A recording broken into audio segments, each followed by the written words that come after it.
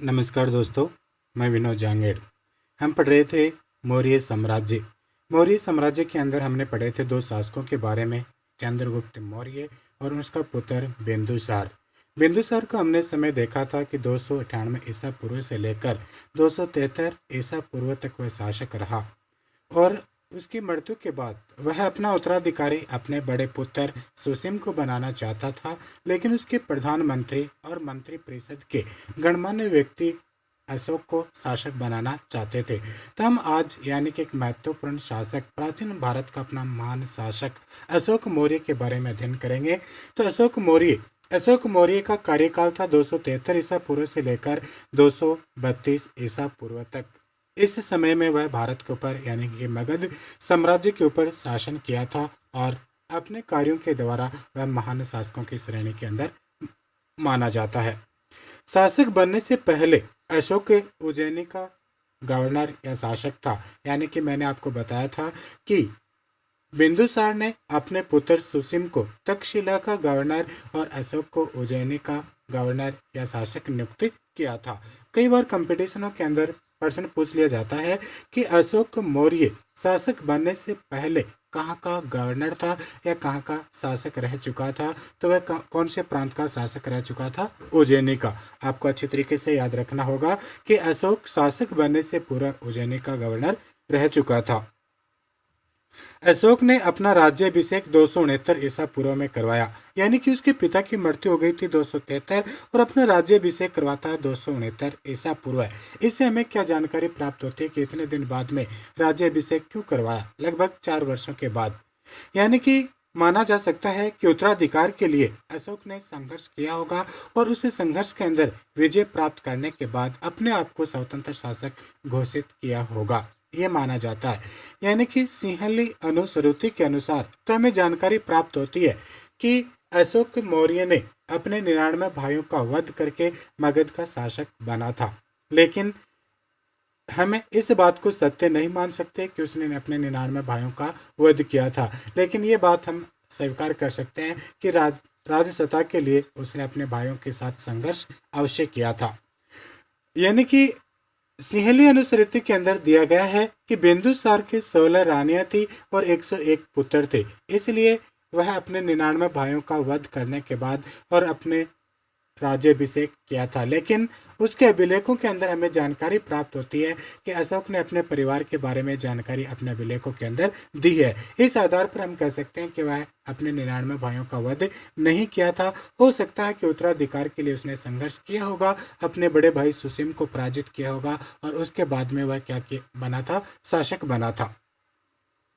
शासक बनने के बाद यानी कि 269 ईसा पूर्व के अंदर अपना राज्याभिषेक करवाया और शासक बनने के 8 वर्ष बाद यानी कि 261 ईसा पूर्व के अंदर उसने एक युद्ध लड़ा था। यानी कि अपने जीवन के अंदर एकमात्र युद्ध लड़ा था और उस युद्ध का नाम था कलिंग का युद्ध।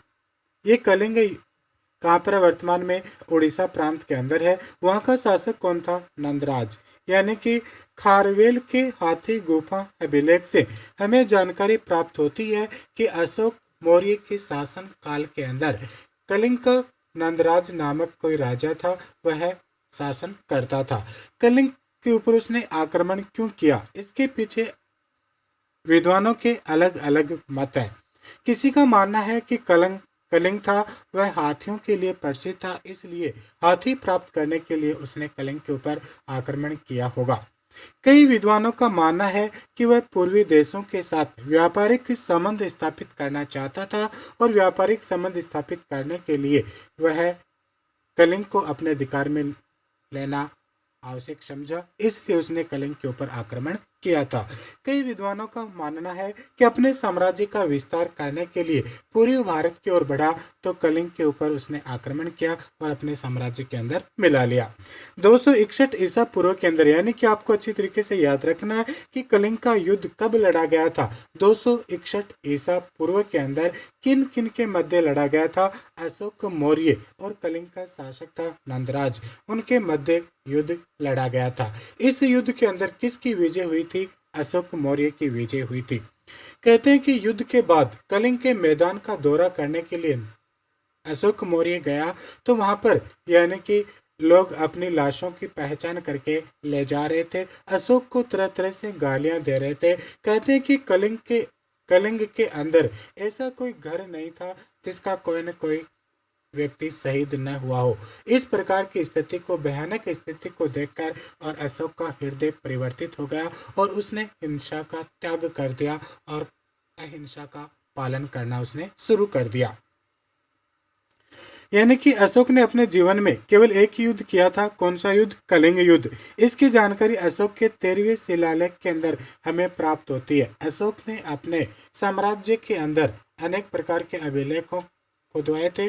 उन अभिलेखों के अंदर हमें 13वें अभिलेख के अंदर हमें जानकारी प्राप्त होती है किसकी? कि कलिंग के ऊपर अशोक मौर्य ने आक्रमण किया था और कलिंग युद्ध पर विजय प्राप्त की थी। कलिंग को अपने अधिकार में करके कलिंग को 2 भागों में बांटा था और 2 भागों में बांटकर वहां पर प्रशासनिक व्यवस्था को स्थापित किया था। उत्तरी कलिंग यानी कि एक तो उत्तरी कलिंग था और एक दक्षिणी कलिंग था। उत्तरी कलिंग की राजधानी थी तोसली, जिसको वर्तमान में क्या कहते हैं? धौली। और दक्षिणी कलिंग की राजधानी थी समापा, जिसको वर्तमान में क्या कहते हैं? जोगढ़ कहते हैं। तो इस प्रकार से यानी कि कलिंग को 2 भागों में बांटकर वहां पर अपने गवर्नरों को नियुक्त किया था। किसने? अशोक मौर्य ने। और कलिंग को अपने अधिकार में ले लिया था। यानी कि एकमात्र युद्ध लड़ा था। कौन सा युद्ध? कलिंग का युद्ध। कब लड़ा था? 261 ईसा पूर्व के अंदर लड़ा था। कई बार कंपटीशनों के अंदर क्वेश्चन पूछ लिया जाता है कि अशोक मौर्य ने अपने राज्याभिषेक के कितने वर्षों बाद कलिंग का युद्ध लड़ा था? तो कितने वर्षों बाद लड़ा था? 8 वर्षों बाद, और 9वें वर्ष के अंदर उसने कलिंग युद्ध लड़ा था। कलिंग की राजतरंगिणी के अनुसार अशोक कश्मीर का प्रथम मौर्य शासक था। यानी कि कलिंग पर ही नहीं, कश्मीर के ऊपर भी उसने अपना अधिकार किया था। और वह जानकारी हमें कहाँ से प्राप्त होती है? कश्मीर का इतिहास हमें जानकारी प्राप्त होती है कहाँ से? कलिंग की राजतरंगिणी से। बहुत बार कंपटीशनों के अंदर क्वेश्चन पूछा गया है कि राजतरंगिणी का लेखक कौन है? कलिंग। यानी कि राजतरंगिणी का लेखक कौन है? कलिंग है। और कलिंग की इस राजतरंगिणी के अंदर हमें जानकारी प्राप्त होती है कि अशोक ने किसके ऊपर अधिकार किया था? कश्मीर के ऊपर। और वित्सता यानी कि वर्तमान में क्या नाम है? झेलम नदी के किनारे एक नगर की स्थापना की थी और उस नगर का नाम क्या था? श्रीनगर। यानी कि वर्तमान में जम्मू कश्मीर की राजधानी श्रीनगर। और इसकी स्थापना करने का श्रेय भी किसको जाता है? अशोक मौर्य को जाता है। और ये जानकारी हमें कहाँ से प्राप्त होती है? यानी कि कलिंग की राजतरंगिणी से हमें जानकारी प्राप्त होती है कि अशोक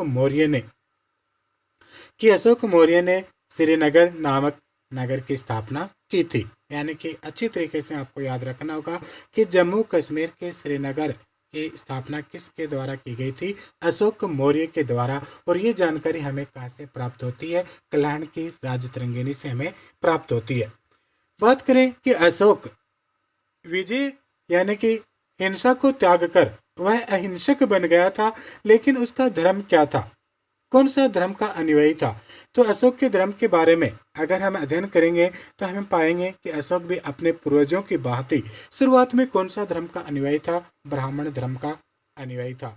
यानी कि अशोक प्रारंभ में अपने पूर्वजों की भांति ब्राह्मण धर्म का अनुयायी था। महावंश के अनुसार, यानी कि बौद्ध धर्म का एक ग्रंथ है महावंश, और उसके अनुसार हमें जानकारी प्राप्त होती है कि अशोक अनेक देवी देवताओं की पूजा करता था। हम कह सकते हैं कि अशोक ब्राह्मण धर्म का अनुयायी था, क्योंकि चंद्रगुप्त मौर्य और बिंदुसार भी कौन से धर्म के अनुयायी थे? प्रारंभ में ब्राह्मण धर्म के अनुयायी थे।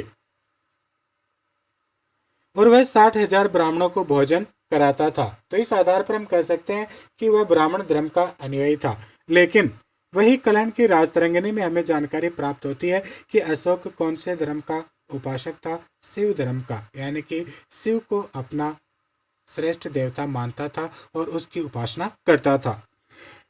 बौद्ध धर्म ग्रंथ दिव्यदान के अनुसार हमें जानकारी प्राप्त होती है कि उपगुप्त नामक बौद्ध भिक्षु ने अशोक को बौद्ध धर्म में दीक्षित किया था। बहुत बार कंपटीशनों के अंदर प्रश्न पूछा जाता है कि अशोक किसके प्रभाव से बौद्ध धर्म का अनुयायी बना था? तो वह कौन था? उपगुप्त। और उपगुप्त ने अशोक को बौद्ध धर्म के अंदर दीक्षित कर दिया था। और उसके बाद अशोक ने कौन सा धर्म अपना लिया था? बौद्ध धर्म अपना लिया था।